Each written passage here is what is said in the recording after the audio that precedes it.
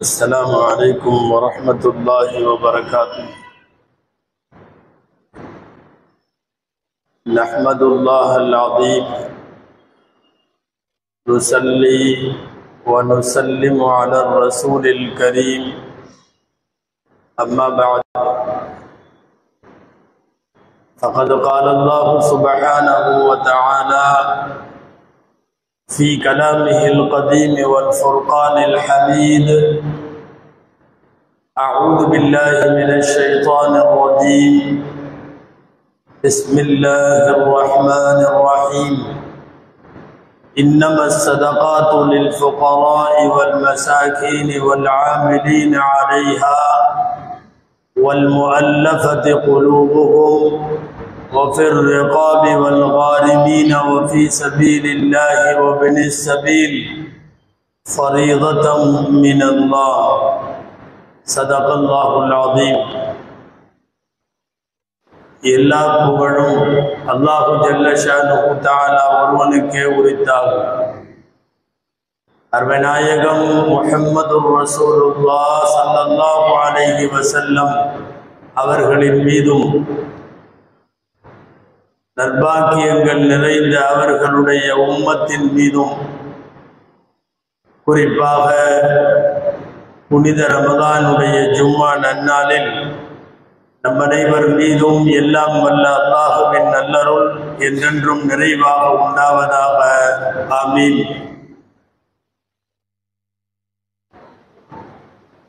அல்லாஹு ஜல்ல ஷானுஹு தஆலா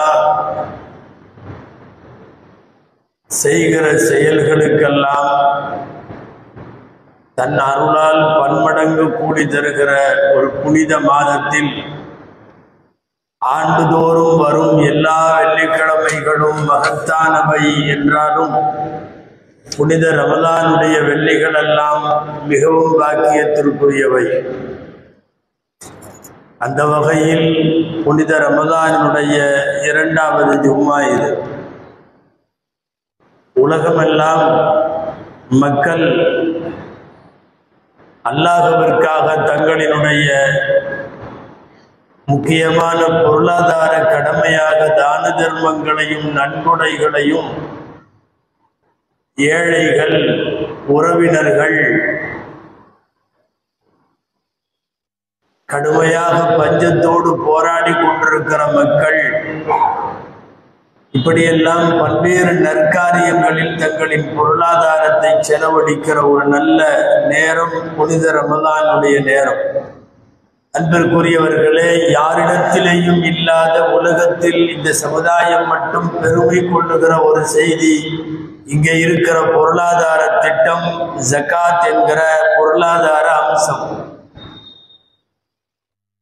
பெருமானார் ஸல்லல்லாஹு அலைஹி வஸல்லமுடைய வார்த்தைகளில் சொல்லுவதானால், புனியல் இஸ்லாமு அலா ஹம்ஸின், இஸ்லாம் என்கிற கட்டிடம் 5 தூண்களால் கட்டப்பட்டிருக்கிறது என்று சொல்லிவிட்டு கலிமா, தொழுகை, நோன்பு, ஹஜ் என்ற 5 கடமைகளையும் விளக்குவார்கள் நாயகம் ஸல்லல்லாஹு அலைஹி வஸல்லம் அவர்கள். அந்த வகையில் இஸ்லாத்தினுடைய 3வது மிகப்பெரிய தூண் ஜகாத் என்கிற பொருளாதார திட்டம். குர்ஆனின் வழி நெடுகிலும் நீங்கள் ஓதிக்கொண்டே வருகிற போது இந்த வார்த்தை அதிகம் உங்கள் வாய்கள் உச்சரிக்கும், செவிகள் கேட்டிருக்கும். வஅகீமுஸ் ஸலாத்த வஆத்துஸ் ஸகாத். தொழுகையை கடமை என்று சொல்லுகிற இடமெல்லாம் அல்லாஹ் ஜகாத்தை கடமை என்று சொல்லுகிறான். உலகத்தில் ஒரு முஸ்லிம், நான் சரியாக தொழுகுவேன், அது என்னால் முடியும், ஆனால் ஜகாத்தை சரியாக கணக்கிட்டு கொடுக்க மாட்டேன் என்று சொல்லுபவனின் ஈமான் பரிபூர்ணமாகாது. அவன் பூரணமான முஸ்லிமாக ஆக முடியாது. தொழுகையை ஏற்பதையும் தொழுகை கடமை என்று எவனெல்லாம் ஒத்துக்கொள்ளுகிறானோ அவனெல்லாம் ஜகாத்தையும் ஒத்துக்கொண்டுதான் ஆக வேண்டும். பெருமானார் ஸல்லல்லாஹு அலைஹி வஸல்லமினுடைய வாழ்க்கையில் மதீனாவிலே தான் பிந்தைய 10 ஆண்டுகளில் 2வது ஆண்டுதான் ஜக்காத்து கடமையாகிறது. உங்கள் காசு பணத்தில் இருந்து ஜக்காத்து கொடுக்க வேண்டும். ஆனால் கடமையான ஜக்காத்தை கொடுப்பதற்கு முன்பே மக்காவில் இருக்கிற 13 வருஷம் அல்லாஹ் மனதளவில் அவர்களை ஆயத்தப்படுத்தி வைத்திருந்தான்.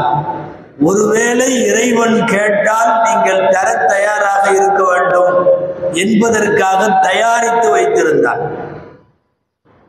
13 வருஷமா இறங்கின ஆயத்துகள்ல மக்காவில இறங்கிய ஆயத்துகளில் அந்த வாக்கியம் இருக்கிறது. வல்லதீன ஹும் லிஸ்ஸகாத்தி ஃபாஇலூன். ஜக்காத்தை நல்லடியார்கள் மோமீன்கள் ஜக்காத்தை நிறைவேற்றுவார்கள் இருக்கு. யாருக்கும் புரியல. காரணம், அப்போது ஜக்காத்தில் சட்டம் இல்லை.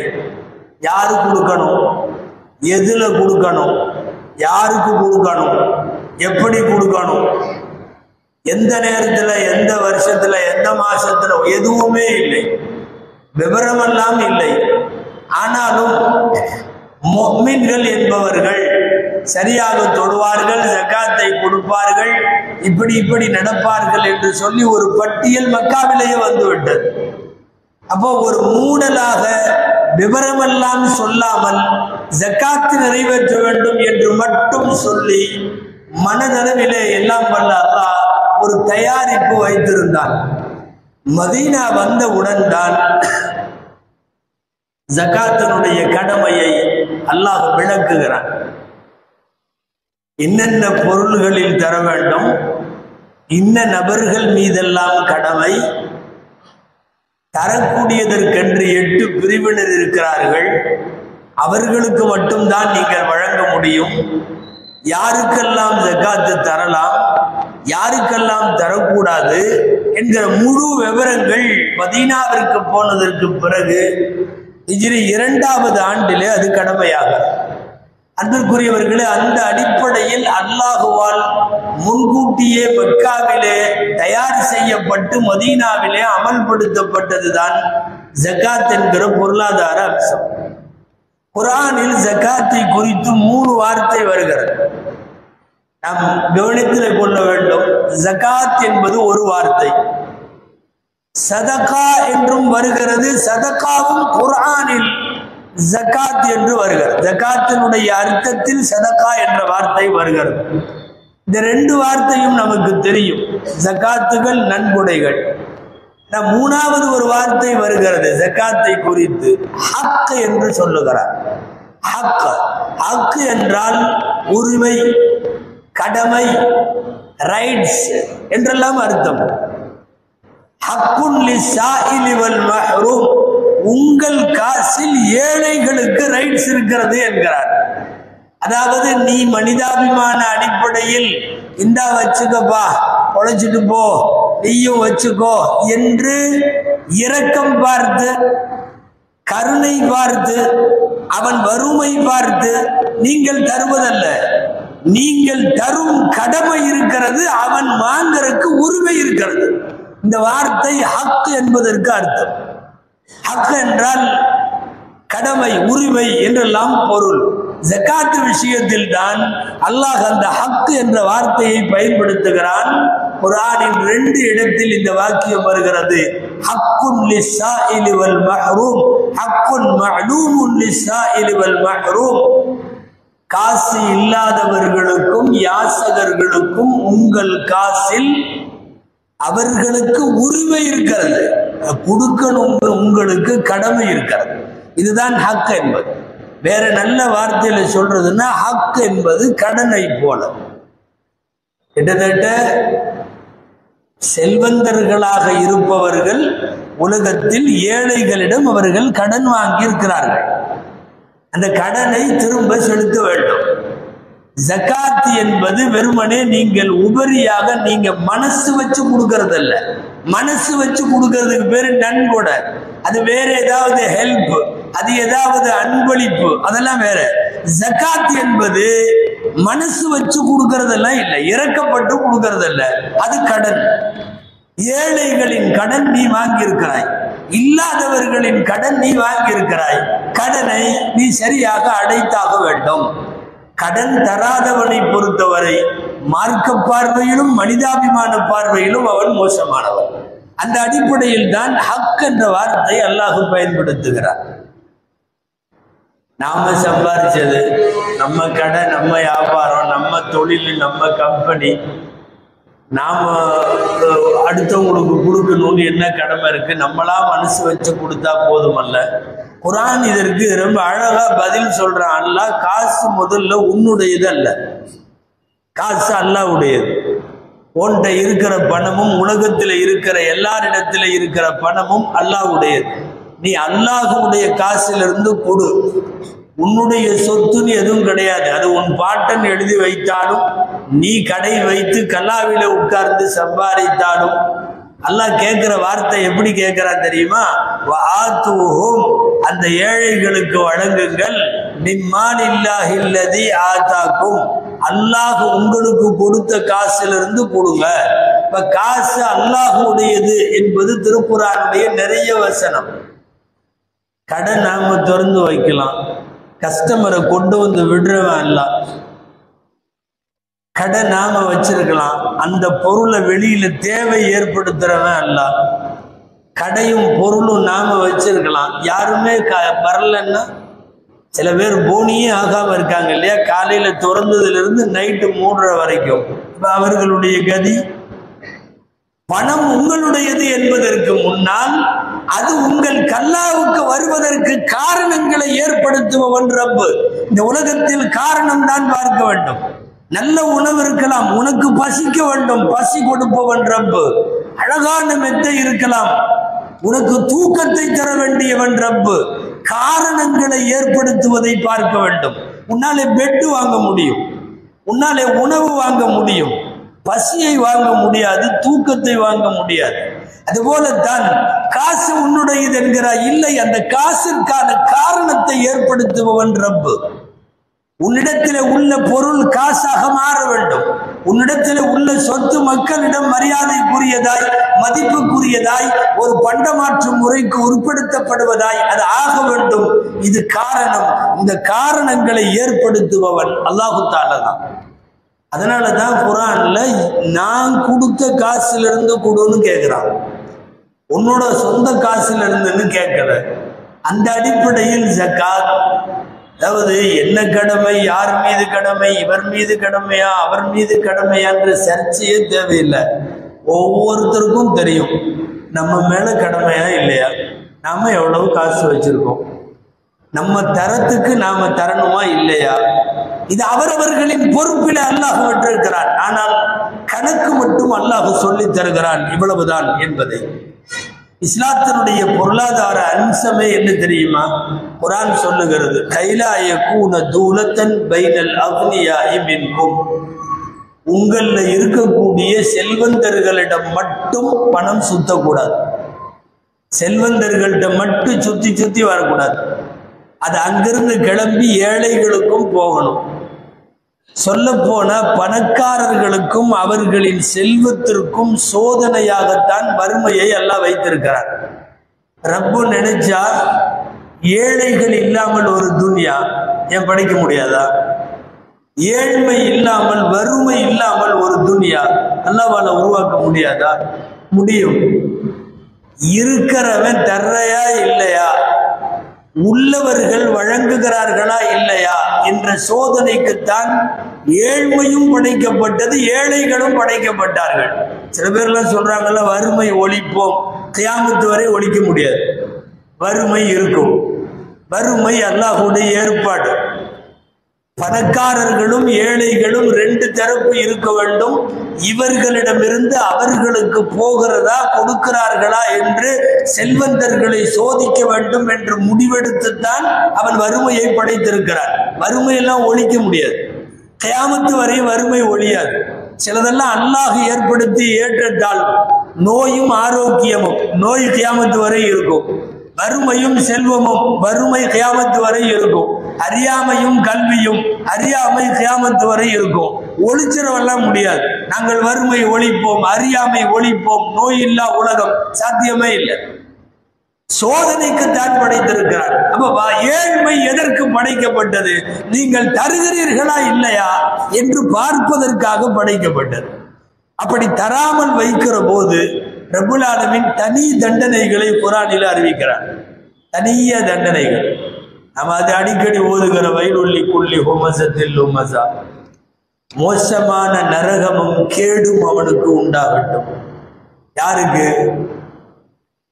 அல்லாஹ் சொல்லுகிறான், ஜமஅ மாலன் வ அத்ததா, காசை சேர்த்து வச்சு எண்ணி எண்ணி பார்த்துக்குவான். இடையில நமக்கு எவ்வளவு பேலன்ஸ் இருக்குன்னு அப்பப்ப செக் பண்ணிக்குவான். வர்றதெல்லாம் வந்து சேர்ந்துருச்சான்னு பார்த்துக்குவான். இதுக்கெல்லாம் அர்த்தம் தான் ஜமஅ மாலன் வ அத்ததா.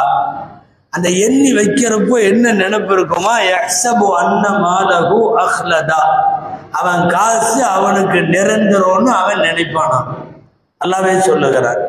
சொல்லிட்டு கல்லா லயும்பதன்ன ஃபில் ஹுதமா, இவன் எண்ணி எண்ணி கொடுக்காமல் சேர்த்த காசை எல்லாம் ஹுதமா என்கிற நரகத்திலே வீசப்படும். வமா அதராக மல் ஹுதமா, ஹுதமா என்றால் என்னவென்று தெரியுமா? நாருல்லாஹில் மூகதத்துல்லதி தத்தலிஉ அலல் அஃபீதா, கொழுந்து விட்டு எரிகிற மனிதர்களை அப்படியே கொளுத்துகிற நெருப்பு. ஹுதமா என்பது ஒரு நரகத்திற்கு பெயர். அந்த நரகத்திலே தூக்கி போடுவான் என்று சொல்லி ரப்புல் ஆலமீன் கொடுக்காமல் அவ்வப்போது எண்ணி எண்ணி பார்த்து அது நிரந்தரம் என்று வைத்திருப்பவர்களை சொல்லுகிறார். சரி, தருவது என்று முடிவாகிவிட்டால் ஆள் பார்த்து இடம் பார்த்து தகுதி பார்த்து தர வேண்டும். குர்ஆன் நம்முடைய காசு பணத்தை கொடுக்கிறது சம்பந்தமா அழகான ஒரு வார்த்தை சொல்லுது. என்ன வார்த்தை தெரியுமா? லா துஹது சுஃபஹா அம்வாலக்கும் அல்லதி ஜஅலல்லாஹு லக்கும் கியாமா, உங்களுக்கு வாழ்வாதாரமாக உங்களின் வாழ்க்கைக்கு அவசியமான ஜீவிய துணையாக அல்லாஹ் வழங்கி இருக்கிற காசை மடையர்களுக்கு தர வேண்டாம். லா துஹது சுஃபஹா, முட்டாள்களுக்கு தர வேண்டாம். அப்படின்னா யார் வாங்கின காசை சரியாக செலவழிக்க மாட்டார்களோ, யார் சரியாக செலவழிக்காமல் தீன் விரயமாக செயல்படுவார்களோ, காசின் அருமை புரியாதவர்களோ அல்லது ஆகாத வழிகளில் அனுமதிக்கப்படாத வழிகளில் எல்லாம் செலவழிப்பார்களோ, அந்த மாதிரி மடையர்களுக்கு நீங்கள் காசு தர வேண்டாம் என்று சொல்லுகிறது. யாரும் வருத்தப்படக்கூடாது. கையேந்துகிற எக்கச்சக்கமான பேர் சரியான தேவையில் தான் கையேந்துகிறார்களா என்று நமக்கு தெரியவில்லை. ஏறத்தாழ குறைந்தபட்சம் 1/3, 1/3 யாசித்து பழக்கப்பட்டு விட்டார்கள், கையேந்துகிறார்கள். நிறைய பேர் போலிகளாக கையேந்துகிறார்கள். ஏதோ கேட்போம், கிடைப்பது கிடைக்கட்டும். தங்களினுடைய ஏற்கனவே இருக்கிற வங்கி சேமிப்புகளில் ஒரு பெரிய நிதியை வைத்திருப்பவர்கள் மென்மேலும் சேர்ப்பதற்கு கையேந்துகிற சூழல் நடக்கிறது. கையேந்துபவன் எல்லாமே தேவையிலே இருக்கிறான் என்று சொல்ல முடியாது. யாசிப்பவர்களிலேயும் கூட நாம் கொஞ்சம் யோசித்து தான் தர வேண்டும். லா தூத்து சுபஹா, அந்த மாதிரி உள்ள மடையர்களிடம், முட்டாள்களிடம் உங்களுடைய வாழ்வாதாரமாக இருக்கிற உங்களின் மிகப்பெரிய துணையை, வாழ்க்கை துணையை, பணத்தை நீங்கள் கொடுக்க வேண்டாம் என்று சொல்லுகிறது குர்ஆன். நம் உறவுகளிலே கூட அப்படி பல பேர் இருக்கலாம். அதாவது கேட்பதற்கு வைக்கப்படுவார்கள். எப்படி கேட்கறது? சொந்த பந்தம் வேற, நல்ல மரியாதையோட பழகிருக்கோம். ஜகாத்தை எனக்கு கொடுங்கன்னு ஏதாவது கேட்டா அவங்க ஏதாவது நினைப்பாங்க. அப்போ கொஞ்சம் மனசு வராமல் வெளியிலையும் சொல்ல முடியாம வாய் விட்டு கேட்காம நிறைய பேர் இருப்பாங்க. சொல்ல போனா அந்த மாதிரி உள்ளவர்களை விசாரித்து, அவர்கள் உறவுகளாக இருக்கலாம், ஊரில் உள்ளவர்களாக இருக்கலாம், எங்கன்னு விசாரிச்சு கொடுக்கணும். குர்ஆன் அந்த வார்த்தையவே பயன்படுத்தது. யஹ்சபுஹுமுல் ஜாஹிலு அக்னியா மினத் தஅஃஃபுஃப், யார்கிட்டையும் வாய் திறந்து எனக்கு கொடுங்கன்னு அவங்க கேட்காததுனால நிறைய பேர் அவர்களை பணக்காரன் என்று எண்ணுவார்கள், பணக்காரன் என்று எண்ணுவார்கள். லா யஸ்அலூன அன்னாஸ இல்ஹாஃப், நீங்க அடையாளத்தோடு அவங்களை தெரியலாம். அவர்கள் அடுத்தவர்களிடம் எனக்கு கொடு என்று கையேந்த மாட்டார்கள். லா யஸ்அலூன அன்னாஸ இல்ஹாஃப், எல்லாருமே வந்து எனக்கு கொடுங்க ஜக்காத்து, எனக்கு கொடுங்க சதக்கான்னு கேட்க மாட்டாங்க. அப்போ அப்படி வறுமையில இருந்து கொண்டு வாய் திறந்து வெட்கத்தை விட்டு கேட்க நினைக்காத, கேட்க முடியாத, கேட்க கூச்சப்படுகிற ஜனங்கள் யார் என்று பார்த்து அவர்களின் முகவரி தெரிந்து யாருக்குமே தெரியாமல் கொடுத்தால் அல்லாஹ் இவருக்கு பன்மடங்கு கூலி தருவார். தண்டோரா போட வேண்டிய அவசியமே இல்லை. நான் அந்த ஃபேமிலிக்கு நான் தான் கொடுத்தேன்னு சொல்ல வேண்டியதே இல்லை.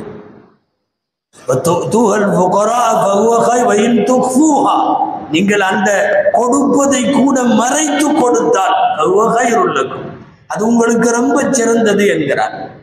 பொதுவாக இந்த உலகத்தில் ரப்புல் ஆலமீன் நமக்கு என்ன கொடுத்தானோ அதை வைத்து நமக்கு மறுமை சாத்தியப்பட வேண்டும், மறுமையை நாம் அடைய வேண்டும்.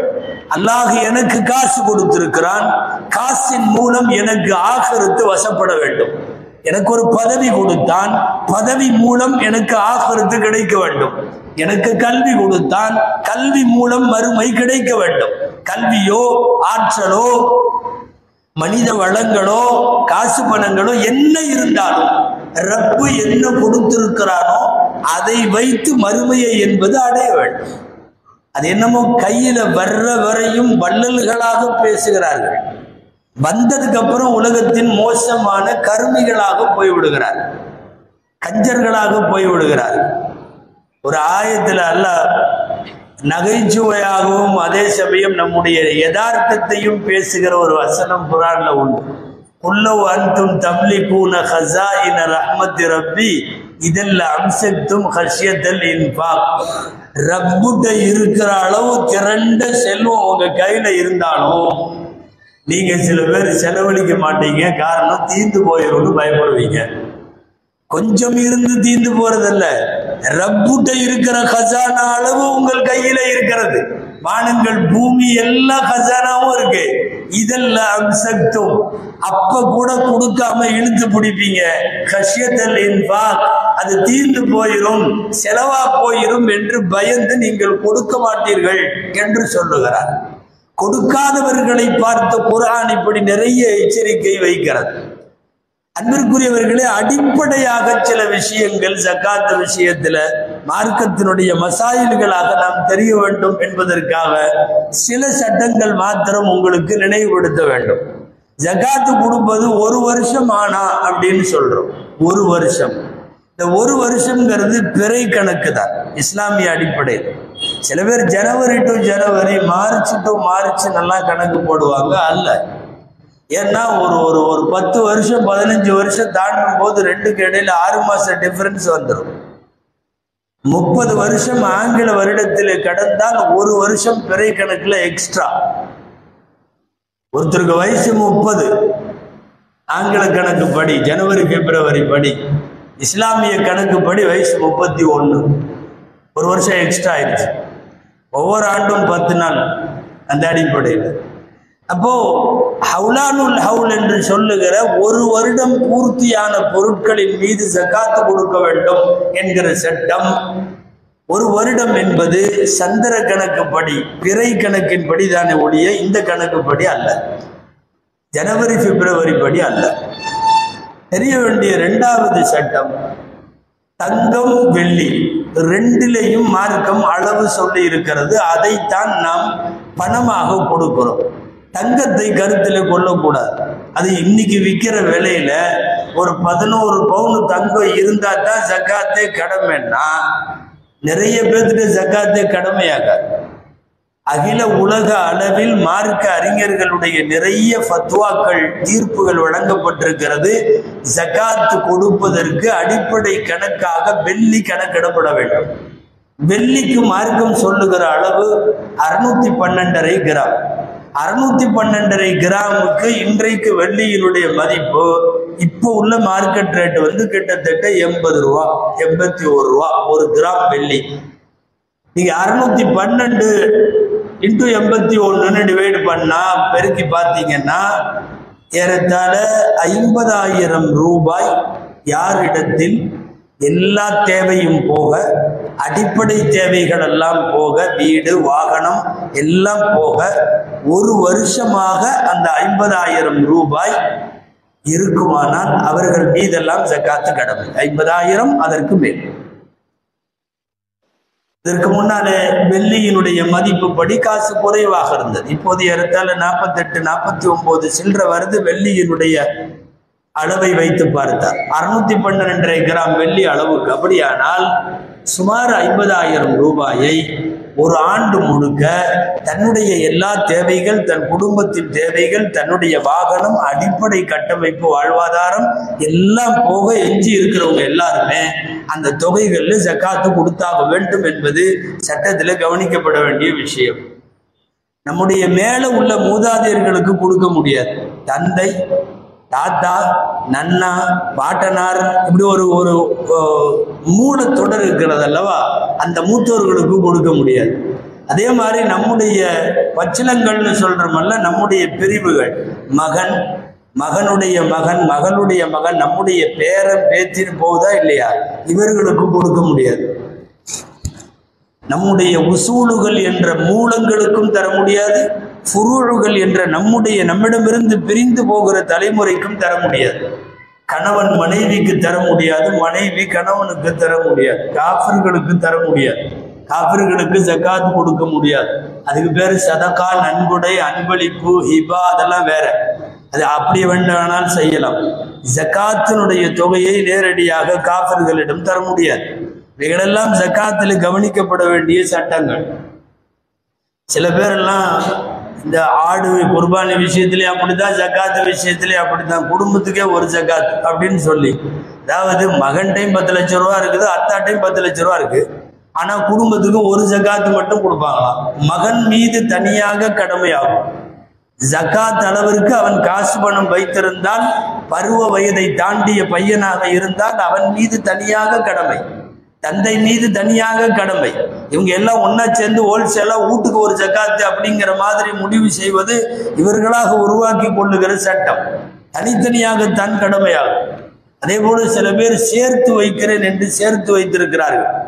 பிள்ளையுடைய நிக்காகுக்காக வைத்திருக்கிறேன், அல்லது நான் ஹஜ்ஜுக்கு போவதற்காக சேர்த்து வைத்திருக்கிறேன். அது கல்யாணம் நடக்கிற வரையும் அல்லது ஹஜ்ஜுக்கு போற வரையும் அந்த காசுக்கு ஜக்காத்து கொடுக்க வேண்டும்.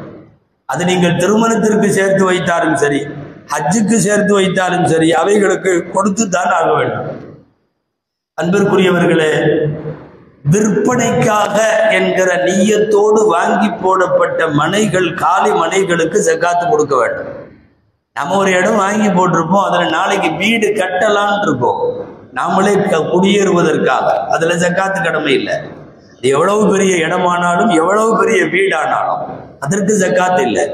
கொஞ்சம் நல்ல விலை வந்தா வித்தரலாம் அப்படின்னு இன்வெஸ்டட் லேண்ட்ஸ் இருக்கா இல்லையா, அந்த மனைகள் விற்பனை அடிப்படையில் நிய்யத்தோடு வாங்கி போடப்பட்ட காலி மனைகளுக்கு இன்னைக்கு எவ்வளவு மதிப்போ அதுக்கு ஜக்காத்து கொடுக்கணும்.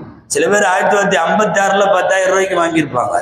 10,000 ரூபாய் அடிப்படையில் ஜக்காத்து கொடுக்க முடியாது. உடைய மார்க்கெட் ரேட் என்னவோ அவைகளுக்கு தகுந்தவாக, அல்லது கணக்கு வைத்து எப்போது விற்பனை செய்கிறோமோ அப்போது ஜக்காத்தை கொடுக்க வேண்டும். நிறைய சட்டங்கள் ஜக்காத்தில், கேள்விகள் நமக்கு உண்டு, பதில்கள் நமக்கு உண்டு. மார்க்கம் மொத்தத்தில் கொடுக்க முன் வர வேண்டும் என்று கூப்பிடுகிறது, அவ்வளவுதான். என்ன கிடைக்கும்? கொடுத்தது போக மிச்சம் உள்ள காசுக்கு பாதுகாப்புக்கு அல்லாஹ் பொறுப்பேற்றுக் கொள்ளுகிறார். ஜக்காத்தை யாராவது கொடுத்துட்டா மிச்சம் உள்ள காசுக்கு அல்லாஹ் பொறுப்பு. ஆனா கொடுக்காம வச்சிருந்தா அந்த காசுக்கு அல்லாஹ்ட்ட கேரண்டி இல்லை, அச்சுறுத்துவதில்லை. இது குர்ஆன் ஹதீஸினுடைய வாக்கியம். அதுதான். ரெண்டாவது, கொடுத்தது போக மிச்சம் உள்ள காசுல அல்லாஹ் பரக்கத்தை ஏற்படுத்திடுவான். பரக்கத்தை கொடுத்துட்டான்னா அது வேற மாதிரி வேலை செய்யும். கொடுக்காமையே வச்சிருந்தா பரக்கத்து உள்ள போகாது. பரக்கத்து உள்ள போகலன்னா அது சரியா நடக்காது. எனவே காசுக்கு கொடுத்தது போக மீதம் உள்ள பணத்திற்கு அல்லாஹ் கேரண்டி. மீதம் உள்ள பணத்திலே பரக்கத்திற்கும் இந்த மார்க்கம் கேரண்டி. மூணாவது, இஸ்தஅமலஹு ஃபில் கைர். இந்த கொடுத்தது போக யாராவது ஜக்காத்தை சரியா கொடுத்துட்டா, கொடுத்தது போக மிச்சம் உள்ள காசு இருக்குமா இல்லையா, அல்லாஹ் நல்ல வழிகளில் அதை செலவழிக்க வழிகளை அல்லாஹ் ஏற்படுத்துவான். கொடுக்காம இருக்கும்போது அது வேற மாதிரி செலவுல போகும். அது எப்படி செலவு பண்ண வைக்கணுங்கிறது அவன் கையில தான் இருக்கு. நல்ல வழிகளில் அந்த காசை கொண்டு போவார். இது ஜகாத்தினுடைய ஃபாயிதாக்கள்ல 3வது. 4வது, தெளிவா ஹதீஸ்ல வருகிறது, ஜகாத்தை சரியாக கொடுத்தவர்களுக்கு கபரிலே வேதனை இல்லை. இந்த 4 அம்சம் தான் ஹிஃபதுல் மால், அல் பரக்கத்து ஃபில் மால், அல் இன்ஃபாகு ஃபில் கைர், லா அஸாப ஃபில் கபர். 4 வேதனை. கொடுத்தது போக மிச்சம் உள்ள பொருளுக்கு அல்லாஹ் பாதுகாப்பு, கொடுத்தது போக மிச்சம் உள்ள பொருளிலே அல்லாஹ்வின் பரக்கத் ஏற்படும், மிச்சம் உள்ள பொருளிலே நல் வழிகளில் அல்லாஹ் செலவழிக்க வைப்பான். 4வது, கபரிலே வேதனை இல்லை. இது எல்லாம் கருத்திலே கொண்டு ஜகாத்து வழங்க வேண்டும். நீ எவ்வளவு தர வேண்டும் என்பதை அல்லாஹ் முடிவு செய்து சொல்லி இருக்கிறான். ஜகாத்திலேயும் போரிலே கிடைக்கிற கனிமத்திலேயும் ஒருவர் மையத்தாக விட்டு சென்ற வாரிசு உரிமையிலேயும் யார் யாருக்கு எவ்வளவு என்பது நாம் முடிவு செய்ய வேண்டியதில்லை, ரப்புல் ஆலமீனே முடிவு செய்திருக்கிறார். எனவே அந்த அடிப்படையில் சரியான முறையில் ஜகாத்தை வழங்க வேண்டும். வழங்குவதற்கான நல்ல சந்தர்ப்பம் புனித ரமலான் ஆகும் என்பதை கருத்தில் கொண்டு அல்லாஹுவை வணங்கியும் வாழ்வோம், இல்லாதவர்களுக்கு வழங்கியும் வாழ்வோம். அல்லாஹ் ஜல்ல ஷானஹு தஆலா காலமெல்லாம் வணக்கத்தையும் அடுத்தவர்களுக்கு வழங்குவதையும் செய்யும் நல்ல அடியார்களில் அல்லாஹ் நம்மை சேர்ப்பானாக. ஆமீன். வ ஆகிரு தஅவானா அல்ஹம்துலில்லாஹி ரப்பில் ஆலமீன். இதற்குரியவர்களே, கடந்த வாரங்களில் நினைவூட்டியது போல மிகச் சரியாக ஜகாத்தை செலவழிப்பதற்குள்ள சரியான இடம் இங்கே நடைபெறுகிற மார்க்க கல்வி நடைபெறக்கூடிய கல்வி கூடங்கள். இங்கே உள்ள மதரசாவிற்காக ஜகாத்தை ஆண்டுதோறும் வசூலிக்கிறோம். ஆண்டு முழுக்க அந்த ஜகாத்து சதக்கா நன்கொடைகளில் தான் மதரசா நடந்து வருகிறது. மதரசாவுடைய செலவினங்கள் நடக்கிறது. சுமார் 200 மாணவர்கள் அந்த தொகைகளுக்காக இலக்காக ஓதுகிறார்கள். உங்களுடைய நன்கொடைகளை, ஜகாத்துகளை வெளியில இருக்கக்கூடிய நம்முடைய மதரசாவினுடைய வசூலிப்பாளர்களிடத்திலோ அல்லது அந்த QR கோடிலோ உங்களுடைய தொகையை செலுத்துமாறு கேட்டுக்கொள்வதோடு, கடந்த வாரம் நினைவூட்டியது போல ஒரு மாணவருக்கான ஒட்டுமொத்த வருஷ செலவு 60,000 ரூபாய் என்று சில நல்ல உள்ளங்கள் தந்து கொண்டிருக்கிறார்கள். மென்மேலும் அந்த மாதிரி உங்களுடைய ஜகாத்தை சரியாக செலுத்துவதற்காக இந்த நல்ல வாய்ப்பை பயன்படுத்தி கொள்ளுமாறு கேட்டுக்கொள்கிறோம். இதற்குரியவர்களே, ஆன்லைன் அசான் என்று சொல்லி